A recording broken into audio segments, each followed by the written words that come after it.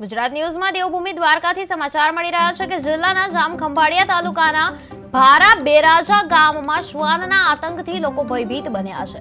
ગામની ગલીમાં રમતા 5 વર્ષીય બાળક પર શ્વાને હુમલો કરતા પગમાં ગંભીર ઈજા પહોંચી હતી। ઈજાગ્રસ્ત બાળકને તાત્કાલિક ખંભાળિયા સિવિલ હોસ્પિટલમાં સારવાર માટે ખસેડાયો હતો। ત્યારે ગ્રામ્ય પંથકમાં સતત શ્વાનના હુમલાના બનાવો થતા લોકોમાં ત્રાસનો જે માહોલ છે એ સર્જાયો છે અને ગામના લોકો દ્વારા તાત્કાલિક શ્વાનોનો કાબુ મેળવવા તંત્રને માંગ કરવામાં આવી છે।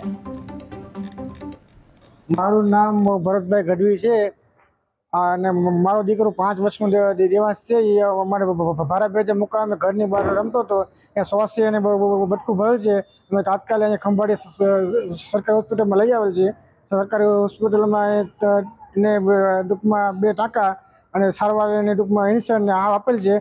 તો અમારે તંત્ર આગળ ટૂંકમાં માંગ છે કે આવો કિસ્સો બીજી વાર વારંવાર ન બને એ અમારે તંત્ર આગળ માંગ છે। શ્વાસનો અત્યારે બહુ ત્રાસ છે તો અમે તંત્ર આગળ એવી ટૂંકમાં માંગ કરી છે કે આવો કિસ્સો બીજી વાર વારંવાર ન બને।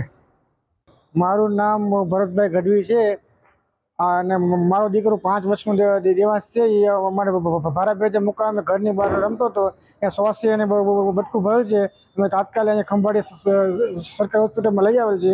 સરકારી હોસ્પિટલમાં એને ટૂંકમાં 2 ટાંકા અને સારવાર એને ટૂંકમાં ઇન્સ્ટન્ટ ને આપેલ છે। તો અમારે તંત્ર આગળ ટૂંકમાં માંગ છે કે આવો કિસ્સો બીજી વાર વારંવાર ન બને એ અમારે તંત્ર આગળ માંગ છે। શ્વાસનો અત્યારે બહુ ત્રાસ છે તો અમે તંત્ર આગળ એવી ટૂંકમાં માંગ કરી છે કે આવો કિસ્સો બીજી વાર વારંવાર ન બને। મારું નામ ભરતભાઈ ગઢવી છે અને